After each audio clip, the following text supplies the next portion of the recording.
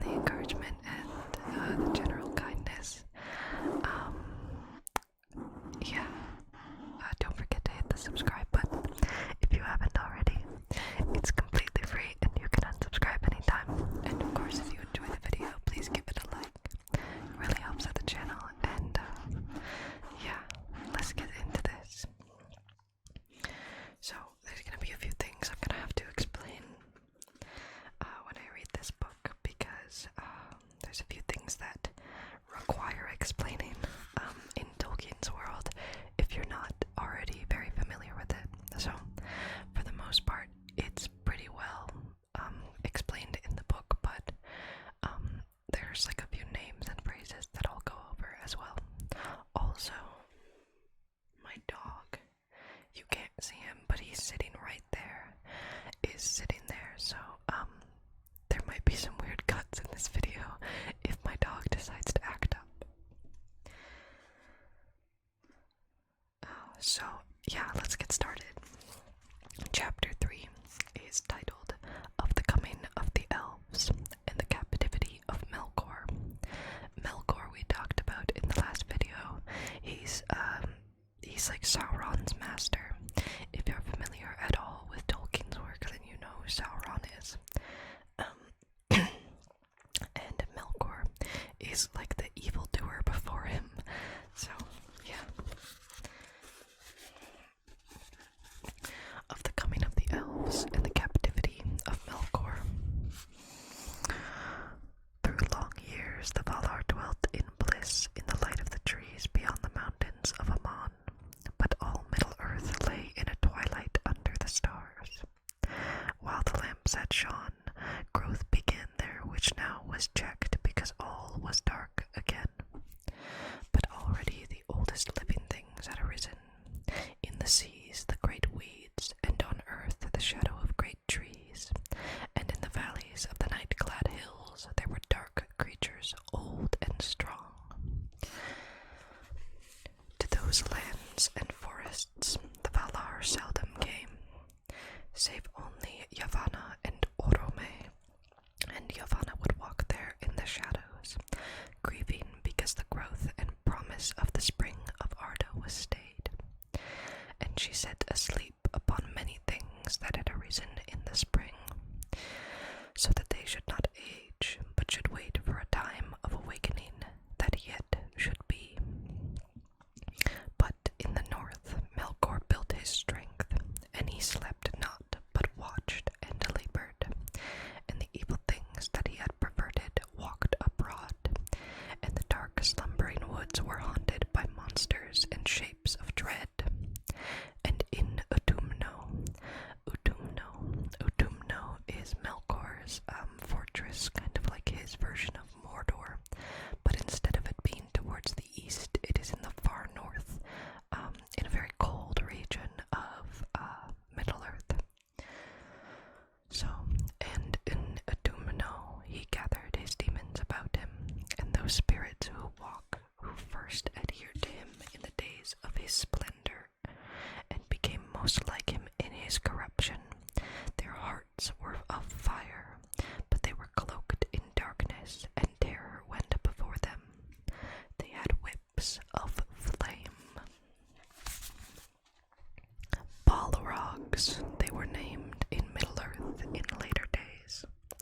And in that time Melkor bred many other monsters of divers shapes and kinds that long troubled the world, and his realm spread now ever southward over Middle-earth.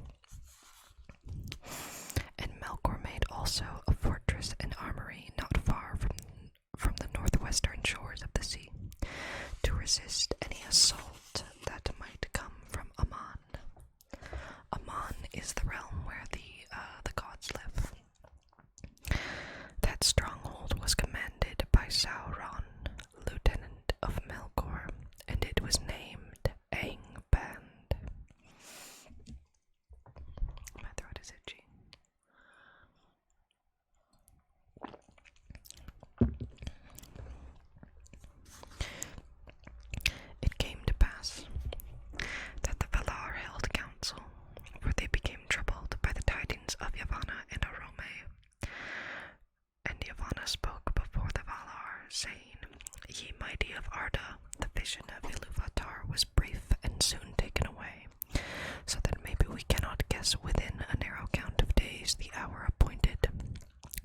sure of this. The hour approaches, and within this age our hope shall be revealed, and the children shall awake. Shall we then leave the lands of their dwelling desolate and full of evil? Shall they walk in darkness while we have light? Shall they call Melkor Lord while Manwë sits upon Taniquetil? And Dulgas cried, Nay, let us make war swiftly. Have we not rested from strife over long, and is not our strength now renewed? Shall one alone contest with us forever? But at the bidding of Manwë, Mandos spoke, and he said, In this age the children of Ilúvatar shall come indeed, but they come not yet. Moreover, it is doom that the firstborn shall come in the darkness, and shall look first upon the stars. Great light shall be for their waning. To Varda ever shall they call at need. Varda is the goddess of stars and light in general, and she is most revered by the elves by all elves, really. Then Varda went forth from the council, and she looked out from the height of Taniquetil, and beheld the darkness of Middle Earth beneath the innumerable stars, faint and far. And she began a great labor, greatest of all the works of the Valar since their coming into Arda. She took the silver dews from the vats of Telperion, and therewith she made new stars, and brighter against the coming of the firstborn. Wherefore she, whose name out of the deeps of time and the labors of Ea was Tindale, the kindler, was called after by the elves Elantari, queen of the stars. Garnil and Luinil, Nennar and Lumbar, Algaringue and Elemere, she wrought in that time, and many other of the ancient stars she gathered together and set as signs in the heavens of Arda. Wilwaran, Telumendil, Soranume, and Anarima, and Menelmakar with his shining belt, that forebodes the last battle that shall be at the end of days. And high in the north, as a challenge to Melkor, she set the crown of 7 mighty stars to swing. Valakirka, the sickle of the Valar, and the sign of doom. It is told that even as Varda ended her labors, and they were long, when first Menelmakar strode up the sky, and the blue fire of Helluin flickered in the mists above the borders of the world, in that hour the children of the earth awoke, the firstborn of Ilúvatar, by the starlit mirror of Guivenin, water of awakening, they rose from the sleep of Ilúvatar, and while they dwelt yet silent by Guivenin, their eyes beheld first of all things the stars of heaven. Therefore they have ever loved the starlight, and have revered Varda Elendari above all the Valar. So the elves awake by a river, or a body of water, that is named Guivenin. In the changes of the world, the shapes of lands and of seas have been broken and remade. Rivers have not kept their courses, neither have mountains remained steadfast, and to Guivenin there is no returning. But it is said among the elves that it lay far off in the east of Middle-earth, and northward, and it was a bay in the inland sea of Helgar, and that sea stood where aforetime the roots of the mountain of Ilúin had been before Melkor overthrew it. Many waters flowed down thither from heights in the east, and the first sound that was heard by the elves was the sound of water flowing and the sound of water falling over stone. Long they dwelt in their first home by the water under stars, and they walked the earth in wonder, and they began to make speech and to give names to all things that they perceived. Themselves they named the Gwendi, signifying those that speak with voices, for as yet they had met no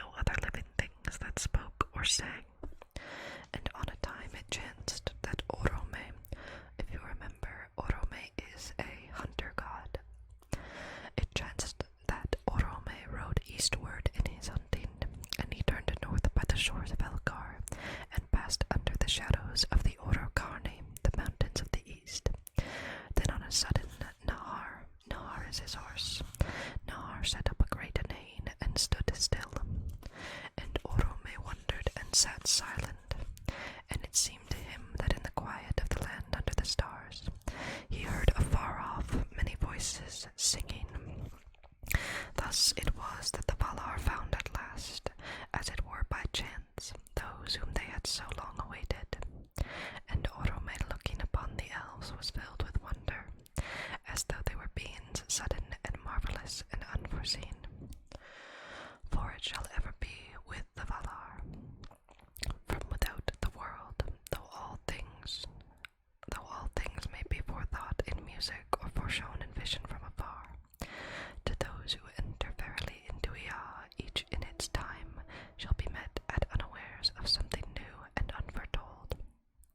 In the beginning, the elder children of Ilúvatar were stronger and greater than they have since become, but not more fair. For though the beauty of the Gwyndi in those days of their youth was beyond all other beauty than Ilúvatar has caused to be, it has not perished, but lives in the west, and sorrow and wisdom have enriched it. And Orome loved the Gwyndi and named them in their own tongue Eldar, the people of the stars, but that name was after borne only by those who followed him upon the westward road. Yet many of the Gwyndi were filled with dread at his coming, and this was the doing of Melkor. For by after knowledge the wise declare that Melkor, ever watchful, was first aware of the awakening of the Gwyndi, and sent shadows and evil spirits to spy upon them and waylay them. So it came to pass some years ere the coming of Orome, that if any of the elves strayed far abroad alone or few together, they would often vanish and never return, and the Gwyndi said that the hunter had caught them, and they were afraid. And indeed the most ancient songs of the elves, of which echoes are still remembered in the west, tell of the shadow shapes that walked in the hills above Gwyvainen, or would pass suddenly over the stars, and of the dark rider upon his wild horse, that pursued those that wandered to take them and devour them. Now Melkor greatly hated and feared the riding of Orome, and either he sent indeed his dark servants as riders, or he set lying whispers abroad, for the purpose that the Gwyndi should shun Orome if they should ever meet. Thus it was that when Nahar neighed and Orome indeed came among them, some of the Gwyndi hid themselves, and some fled and were lost. But those that had courage and stayed perceived swiftly that the great rider was no shape out of darkness, for the light of Aman was in his face, and all the noblest of elves were drawn towards it. But of those unhappy ones who were ensnared by Melkor, little is known of a certainty. For who of the living has descended into the pits of Autumno, or has explored the darkness of the councils of Melkor? Yet this is held true by the wise of Erisea, that all those of the Gwyndi who came into the hands of Melkor ere Autumno was broken were put there in prison, and by slow arts of cruelty were corrupted and enslaved. And thus did Melkor breed the hideous race of the orcs, in envy and mockery of the elves, of whom they were afterwards the bitterest foes. For the orcs had life and multiplied after the manner of the children of Ilúvatar, and naught that had life of its own nor semblance of life could ever Melkor make, since his rebellion in the Ainulindale before the beginning. So say the wise, and deep in their dark hearts the orcs loathed the master whom they served in fear, the maker only of their misery. This, it may be, was the vilest deed of Melkor, and the most hateful to Ilúvatar.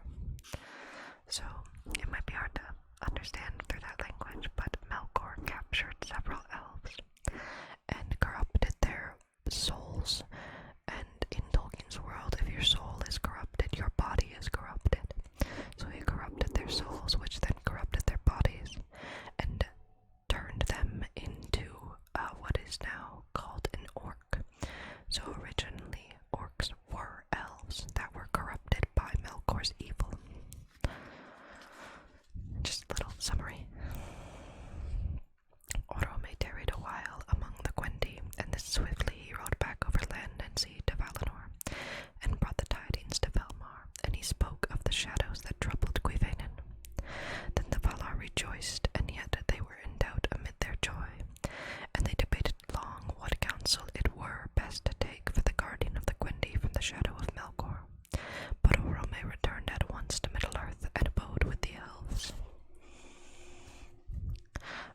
Aule sat long in thought upon Taniquetil, and he sought the counsel of Iluvatar.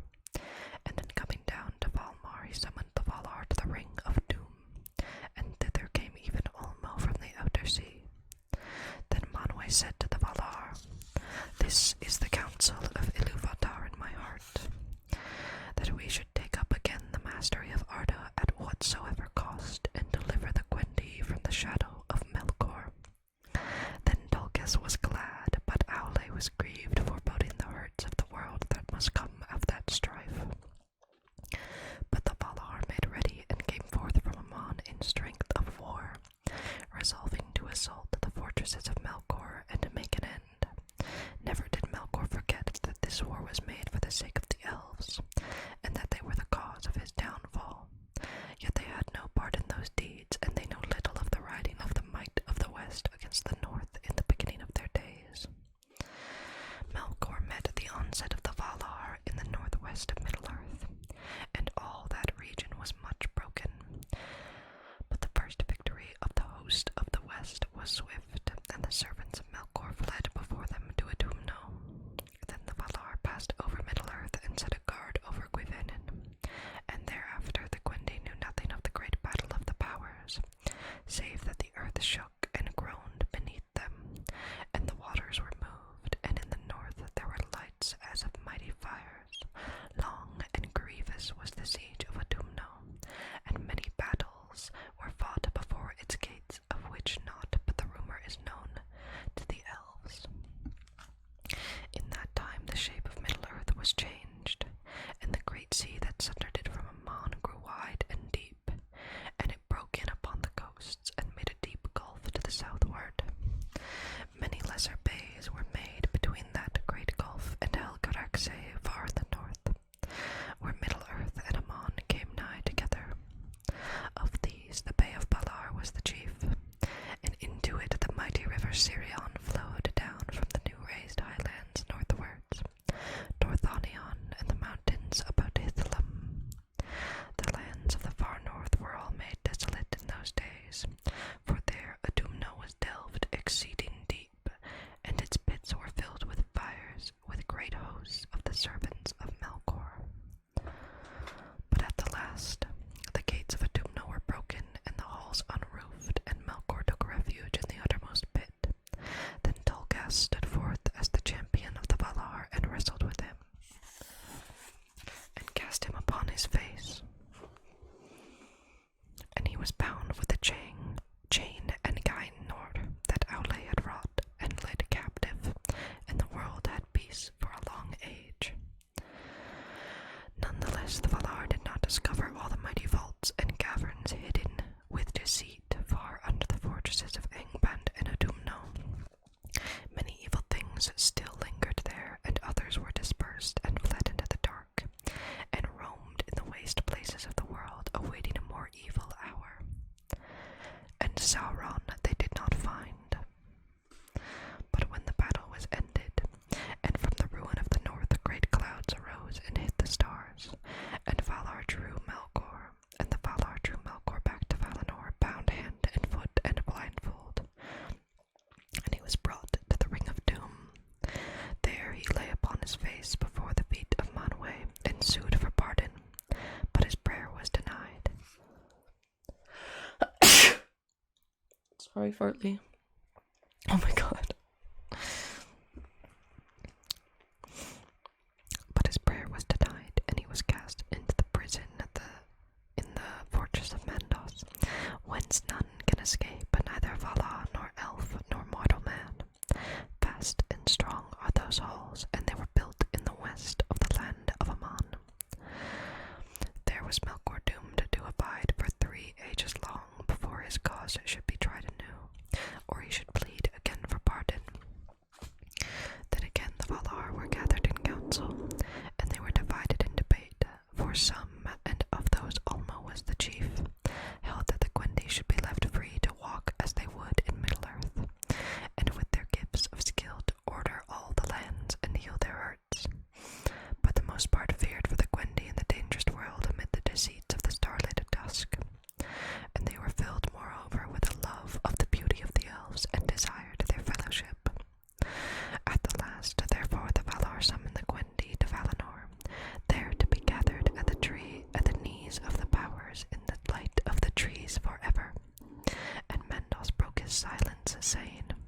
So it is doomed. From this summons came many woes that afterwards befell. But the elves were at first unwilling to hearken to the summons, for they had as yet seen the Valar only in their wrath as they went to war, save Orome alone, and they were filled with dread. Therefore Orome was sent again to them, and he chose from among them ambassadors who should go to Valinor and speak for their people. And these were Ingwe, Finwë, and Elwë, who afterwards were kings. And coming, they were filled with awe by the glory and majesty of the Valar, and desired greatly the light and splendor of the trees. Then Orome brought them back to Cuivenin, and they spoke before their people, and counseled them to heed the summons of the Valar, and remove into the west. Then befell the first sundering of the elves, for the kindred of Ingwe, and of the most part the kindreds of Finwë and Elwë, were swayed by the words of their lords, and were willing to depart and follow Orome. And these were known ever after as the Eldar, by the name that Orome gave to the elves in the beginning in their own tongue. But many refused the summons, preferring the starlight and the wide spaces of Middle-earth to the rumor of the trees.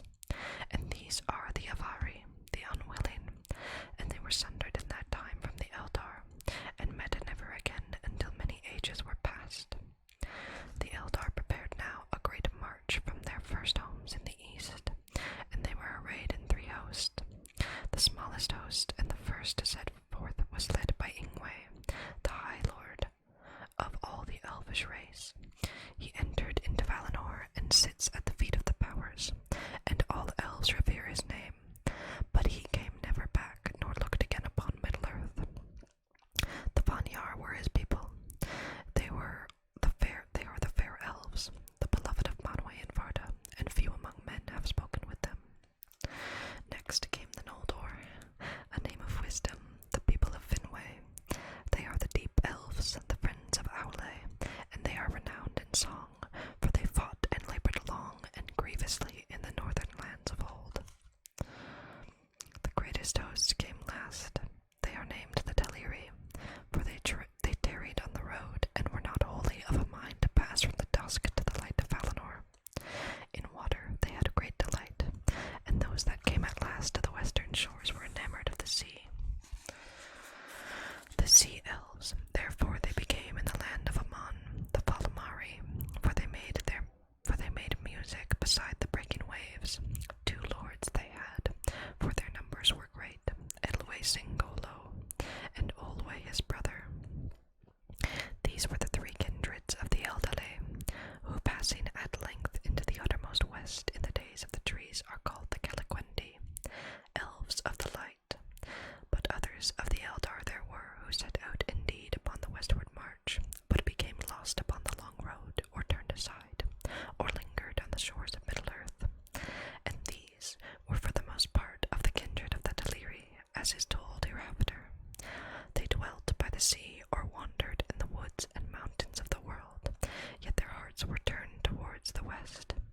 Those elves the Caliquendi call the Umanyar, since they came never to the land of Aman and the blessed realm. But the Umayar and the Avari alike they call the Moriquendi, elves of the darkness, for they never beheld the light that was before the sun and moon. It is told that when the hosts of the Eldale departed from Cuivenin, Orome rode at their head upon Nahar, his white horse shod with gold, and passing northward about the sea of Halkar, they turned towards the west. Before them great clouds hung still black in the north above the ruins of war, and the stars in that region were hidden. Then not a few grew afraid and repented and turned back and are forgotten. Long and slow was the march of the Eldar into the west, for the leagues of Middle-earth were uncounted and weary and pathless. Nor did the Eldar desire to hasten, for they were filled with wonder at all that they saw, and by many lands and rivers they wished to abide. And though all were yet willing to wander, many feared rather their journey's end than hoped for it. Therefore, whenever Orome departed, having at times other matters to heed, they halted and went forward no more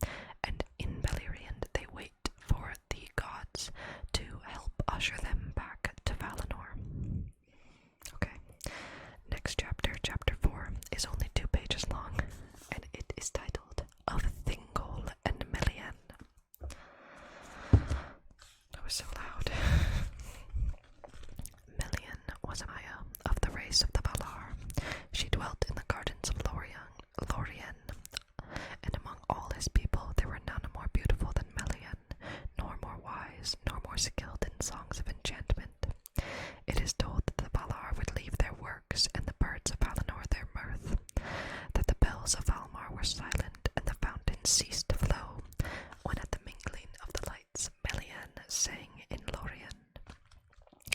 Nightingales went always with her, and she taught them their song, and she loved the deep shadows of the great trees.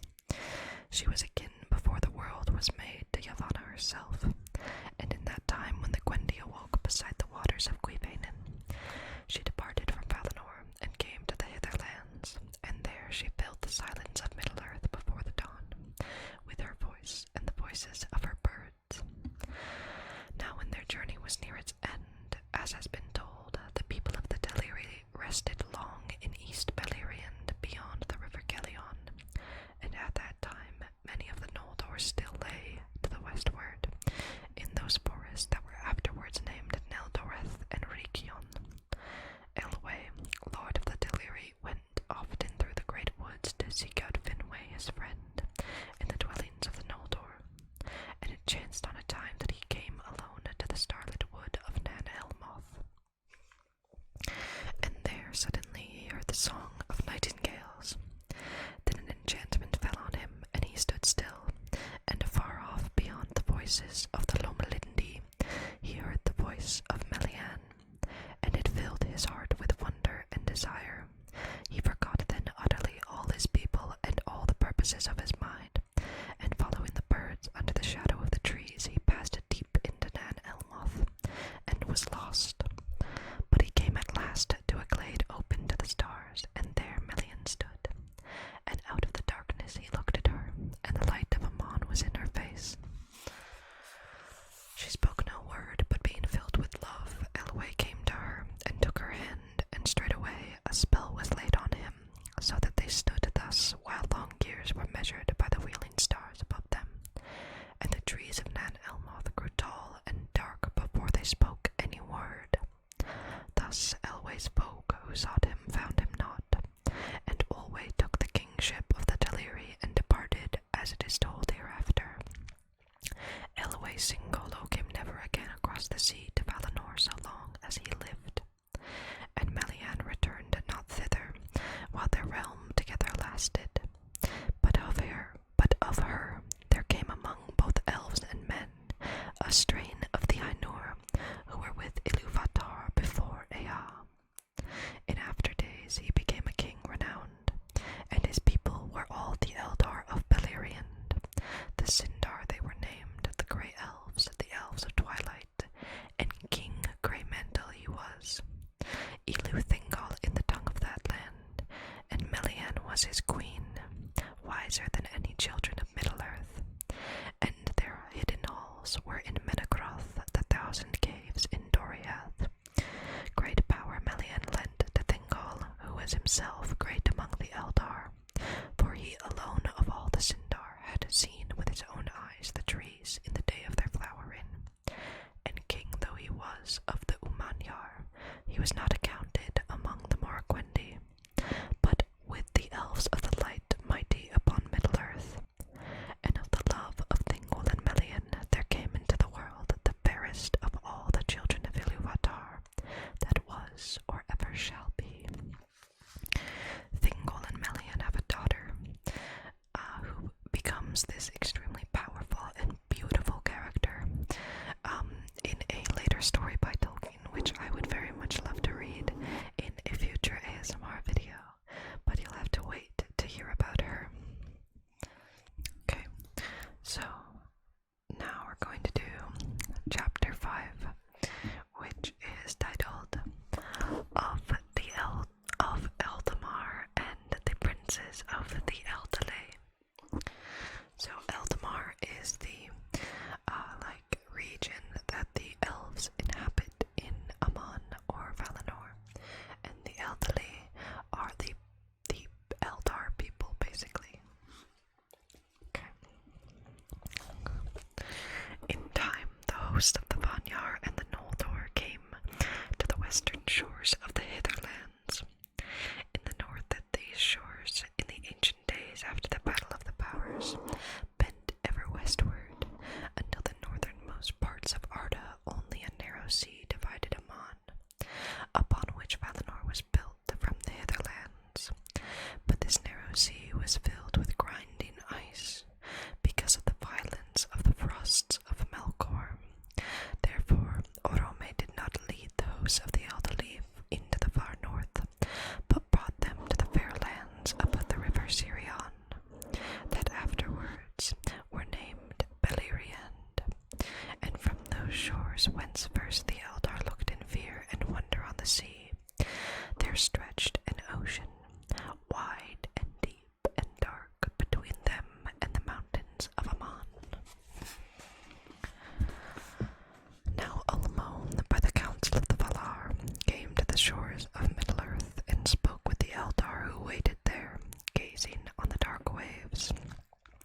because of his words and the music which he made for them on his horns of shell. Their fear of the sea was turned rather to desire. Therefore Ulmo uprooted an island which long had stood alone amid the sea, from far from either shore since the tumults of the fall of Iluin, and with the aid of his servants he moved it, as it were a mighty ship, and anchored it in the bay of Balar, into which Sirion poured his water. Then the Vanyar and the Noldor embarked upon that isle, and were drawn over the sea, and came at last to the long shores beneath the mountains of Aman, and they entered Valinor, and were welcome to its bliss.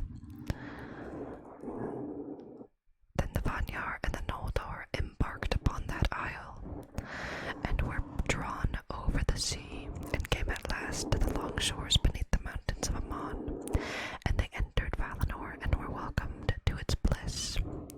But the eastern horn of the island, which was deep grounded in the shoals off the mouths of Sirion, was broken asunder and remained behind, and that, it is said, was the Isle of Balar, to which afterwards Ossé came often.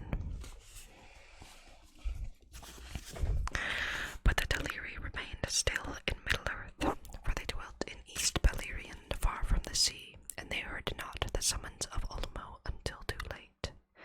And many searched still for Elwë their lord, and without him they were unwilling to depart. But when they learned that Ingwe and Finwë and their peoples were gone, then many of the Teleri pressed on to the shores of Beleriand, and dwelt thereafter near the mouths of Sirion, in longing for their friends that had departed. And they took Olwë, Elwë's brother, to be their king. Long they remained by the coasts of the western sea, and Ossé and Uinen came to them and befriended them, and Ossé instructed them, sitting upon a rock near to the margin of the land, and of him they learned all manner of sea lore and sea music. Thus it came to be that the Teleri, who were from the beginning lovers of water, and the fairest singers of all the elves, were after enamored of the seas, and their songs were filled with the sound of waves upon the shore. When many years had passed, Ulmo hearkened to the prayers of the Noldor and of Finwë their king, who grieved at the long sundering from the Teleri, and besought him to bring them to Aman, if they would come.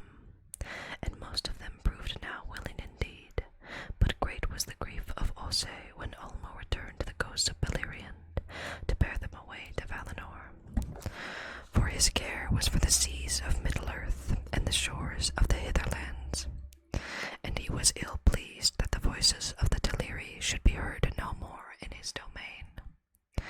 Some he persuaded to remain, and those were the Valathrim, the elves of the Valas, who in after days had dwellings at the havens of Brithombar and Eglarist, the first mariners of Middle-earth and the first makers of ships. Círdan, the shipwright, was their lord.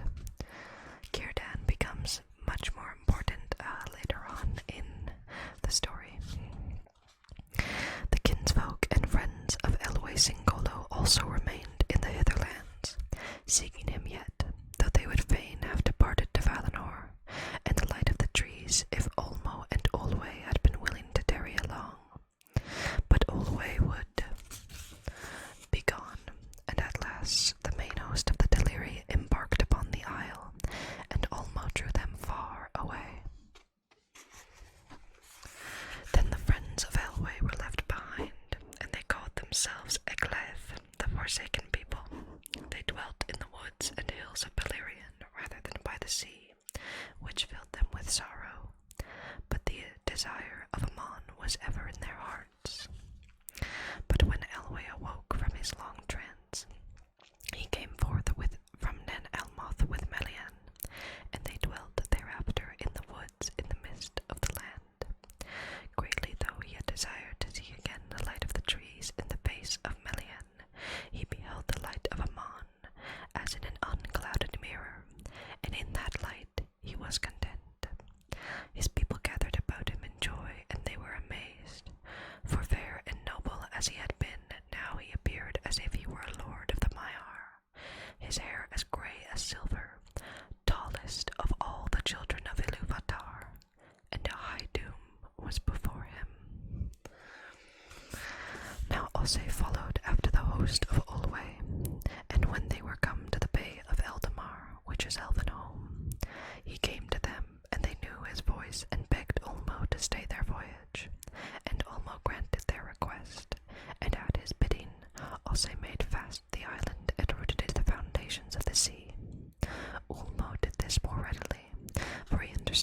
courts of the Deliri, and in the council of the Valar he had spoken against the summons, thinking that it were better for the Gwyndi to remain in Middle-earth.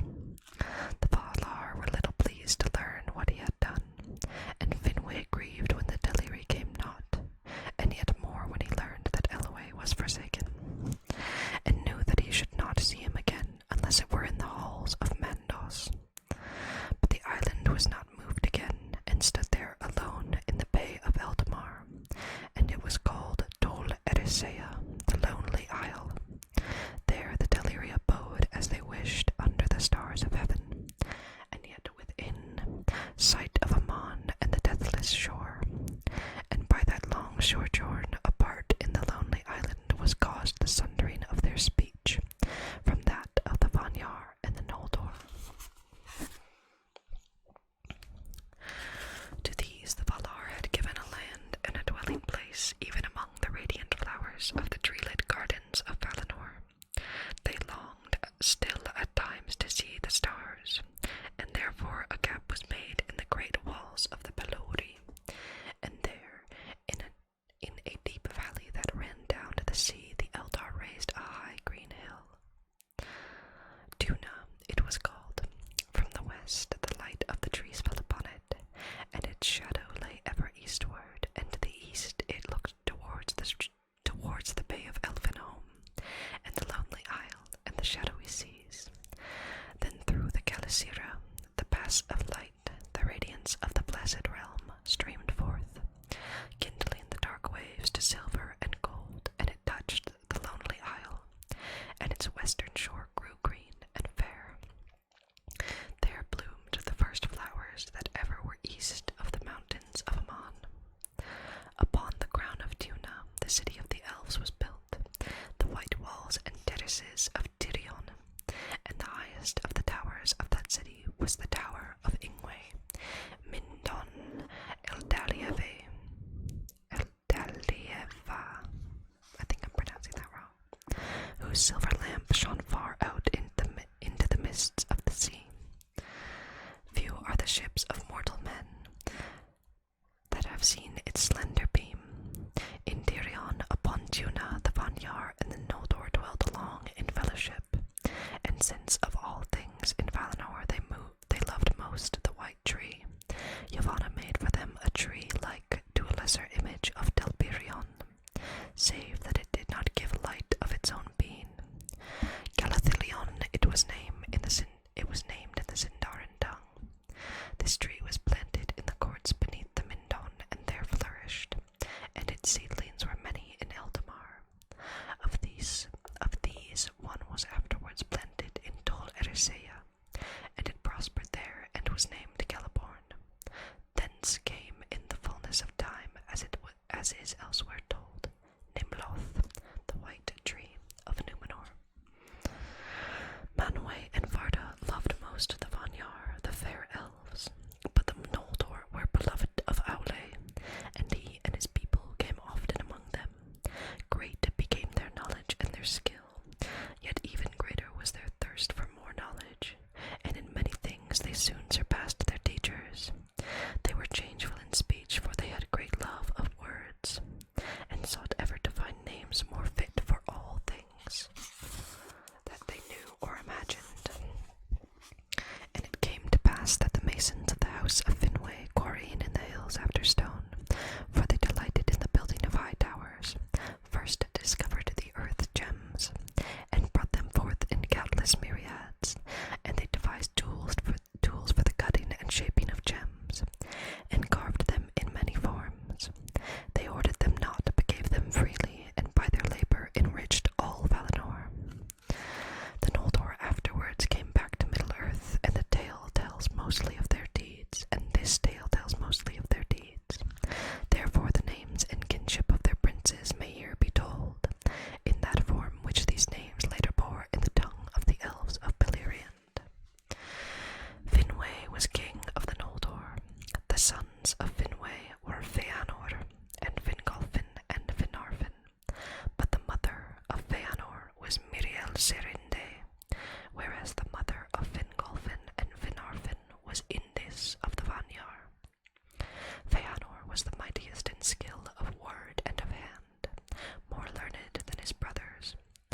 his spirit burned as a flame. Fingolfin was the strongest, the most steadfast, and the most valiant.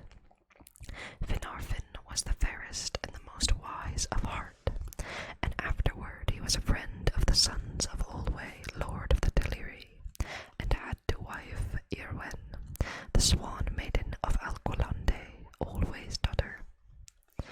The 7 sons of Feanor were Maedhros the Tall, Maglor the mighty singer whose voice was heard far over land and sea, Celegorm the fair and Caranthir the dark, Garufin the crafty who inherited most his father's skill of hand, and the youngest, Amrod and Amras, who were twin brothers alike in mood and face. In later days they were great hunters in the woods of Middle-earth, and a hunter also was Celegorm, who in Valinor was a friend of Orome and often followed the Vala's horn. The sons of Fingolfin were Fingon, who was afterwards king of the Noldor in the north of the world, and Durgon, lord of Gondolin. Their sister was Erethel the White. She was younger in the years of the Eldar than her brothers, and when she was grown to full stature and beauty, she was tall and strong, and loved much to ride and hunt in the forest. There she was often in the company of the sons of Feanor her kin, but to none was her heart's love given. Arfiniel she was called, the White Lady of the Noldor, for she was pale, though her hair was dark, and she was never arrayed but in silver and white. The sons of Finarfin were Finrod the Faithful, who was afterwards named Felagund, Lord of Caves, Orodreth, Angrod, and Aegnor. These 4 were as close in friendship with the sons of Fingolfin as though they were all brothers. A sister they had, Galadriel, the most beautiful of all the house of Finwë. Her hair was lit with gold, as though it had caught in a mesh the radiance of Lorelin. Galadriel is one of the oldest elves to live in Middle-earth, and one of the only surviving Noldor to live all the way to the Third Age and then go back to Valinor after the ring is destroyed by Frodo. And the most beautiful of all the Noldor. Here must be told how the Teleri came at last to the land of Aman. Through a long age they dwelt in Dol Eressëa, but slowly their hearts were changed and were drawn towards the light that flowed out over the sea to the lonely isle. They were torn between the love of the music of the waves upon their shores, and the desire to see again their kindred and to look upon the splendor of Valinor. But in the end, desire of the light was the stronger. Therefore Ulmo, submitting to the will of the Valar, sent to them Ossë their friend, and he, though grieving, taught them the craft of shipbuilding, and when their ships were built he brought them as his parting gift many strong winged swans. Then the swans drew the white ships of the Teleri over the windless sea, and thus at last latest they came to Aman and the shores of Eldamar. There they dwelt, and if they wished they could see the light of the trees, and could tread the golden streets of Valmar, and the crystal stairs of Dirion upon Duna, the green hill. But most of all, they sailed in their swift ships on the waters of the bay on Eldenholm, or walked in the waves upon the shore with their hair gleaming in the light beyond the hill. Many jewels the Noldor gave them, opals and diamonds and pale crystals, which they strewn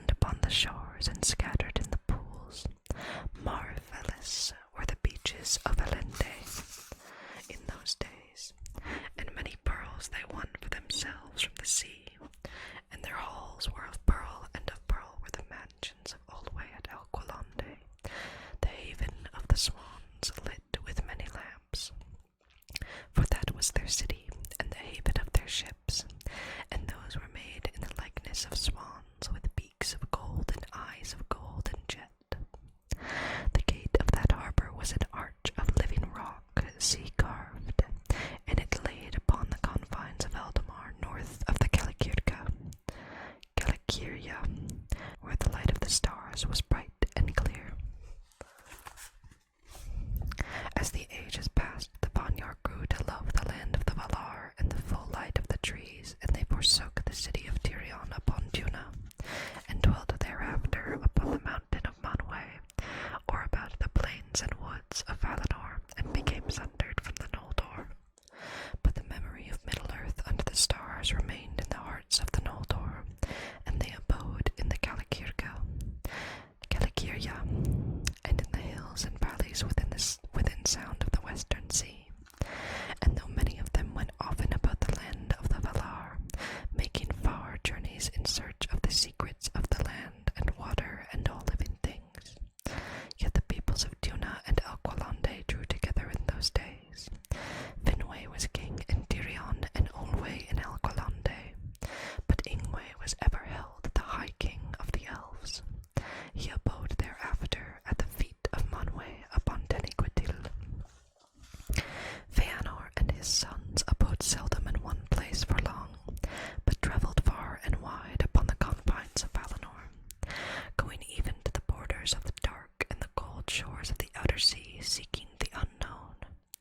Often they were guests in the halls of Aule, but Gelicorm went rather to the house of Orome, and there he got great knowledge of birds and beasts, and all their tongues he knew. For all living things that are or have been in the kingdom of Arda, save only the fell and evil creatures of Melkor, lived then in the land of Aman, and there also were many other creatures that have not been seen upon Middle-earth, and perhaps never now shall be, since the fashion of the world was changed. And that's the end of chapter 5. I really hope that you all enjoyed this video. I wanted to do a longer video because someone requested